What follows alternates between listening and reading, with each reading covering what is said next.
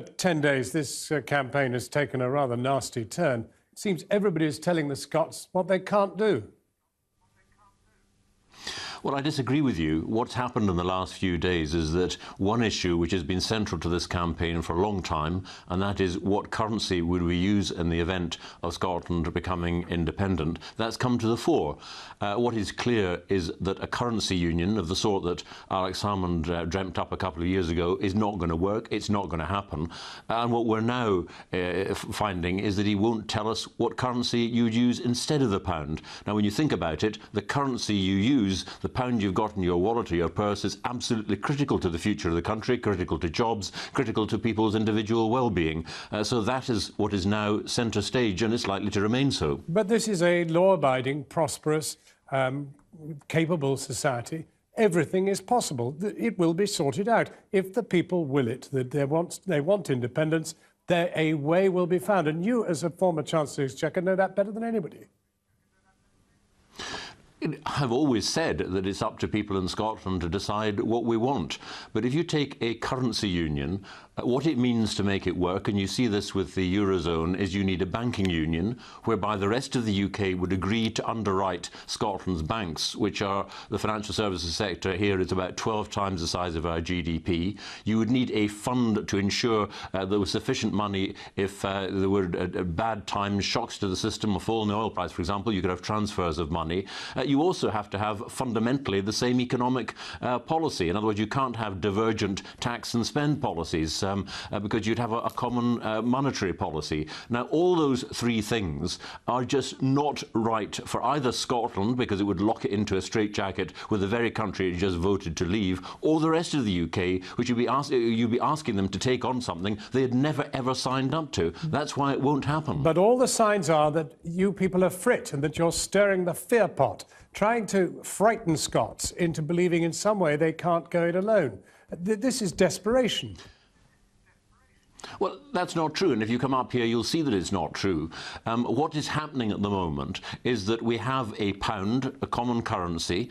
You have it, and it works because it's underpinned by an economic and a political union. What the nationalists are doing is putting forward a different proposition. And remember, until recently, they used to refer to the pound as being a millstone around Scotland's neck. So their attachment to a currency union is something that is, fairly recent. But we're entitled to ask questions. If there is no currency union, and I don't believe there is going to be a currency union, then what is the alternative? Are we going to have a new currency? Are we going to have to join the euro? Are we going to use the pound like Panama uses the US dollar? Now, it is not unreasonable for those of us who actually live in Scotland, who intend to be in Scotland after the referendum, to ask Alex Salmond which of those options are we going to be stuck with. Even so, even you must be beginning to feel a bit ambivalent. I mean, the way in which the Scots are being talked about by outsiders is as if they were a third world country. The fact of the matter is it's a developed country which may or may not have the desire to go it alone. And if they want to go it alone, everybody in this country will find a way of working with an independent Scotland. Look, for goodness sake, I haven't heard anyone talking about Scotland on those terms, frankly. Well, what about Mr Barroso? What about Mr Cameron? What about Mr Osborne? All these people have been going up to Scotland or staying in a studio in London and telling the Scots they're not up to it. I just profoundly disagree with you. And if you take David Cameron's speech, it was really a call to arms for the rest of the UK.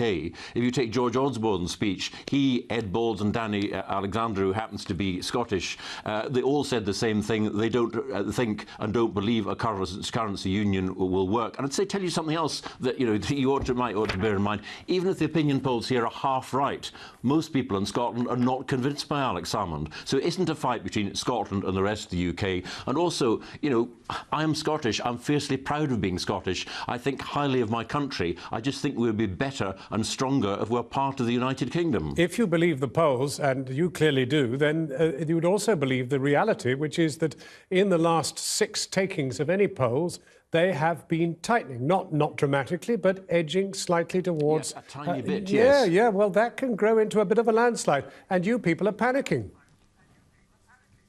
Oh, for goodness sake, the opinion polls have hardly changed in the last 6 months.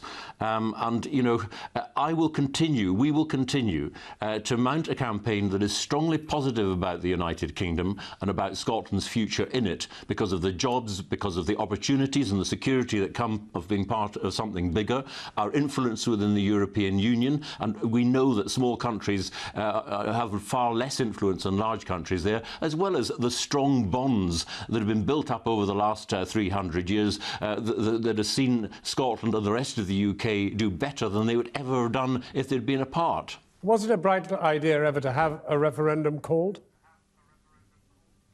Well, you know, I've always thought that a referendum was a distraction, but once the Nationalists won a majority in the Scottish Parliament in 2011, and part of their platform, quite legitimately, they could call for a referendum because you know, they stand for independence. That's the whole point of the Scottish Nationalists.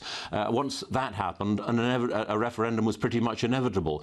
And now we're going to have this. I mean, I'd rather it wasn't a 2.5-year campaign, because that's longer than they take to elect the President of the United States. But I think now we've got it. Let's get the issue decided, and let's hopefully put the thing to bed for a generation so we can get on with the things that actually affect many people in Scotland, like our education, our health service, as well as, of course, our economic well-being. You have said that you're a proud Scot. Let's be real. I mean, if independence wins, you'll still live in Scotland, won't you? Yes, I've always said I will, and I'll continue to live here, but I just think that the country in which I live would be better and stronger. We've got better job prospects if we are part of something bigger. You think about it from the business point of view, they have an unimpeded market where they have no currency difficulties, no barriers, of 63 million rather than, you know, some 5 million. So there is a massive advantage to us as being part of the United Kingdom, as well as the other things that I said. So, you know, the issue before us is whether or not we end that 300-year history, we put up a barrier where there is none at the moment, or whether we actually build on the potential that is in the United Kingdom. But as a final point, I mean, talking about barriers, it would be Britain, well, whatever you call the entity that's left, that will be putting up barriers against the Scots. I mean, can you imagine that with a balance of trade, which is actually in the London favour, if you want to put it that way, that we'd actually tax the Scots to buy our products? Well, no, look, if what you're getting at is the point that Alex Salmon was making today, that if Scotland becomes independent, there is a cost in trading across a border that doesn't really exist today, that is true. It is a consequence of independence. But the way to avoid can you imagine that, the English doing that? To break the break in the first place. Can you imagine the Sassenachs doing that? Well, I wouldn't refer to people living in England in what, you know, the way you use it, a pejorative term. What I'm saying to you is the advantage of both countries, the rest of the UK and Scotland at the moment, is we don't have an artificial barrier to trade that would put up costs. If you have independence, you do get that. And that is, you know, Salmon is complaining about it, but it's a very problem that he's created of his own making. If you don't have independence, you don't have that problem. And I can't actually see for the life of me why he wants to go into a currency union that would actually lock Scotland into an economic policy dictated by what would be its much larger neighbour. No, we're far better and we're stronger as part of the United Kingdom. That's why we'll continue to ask questions, because frankly, when you ask the nationalist questions, you find the answers are pretty thin. Alistair Darling, thank you very much indeed.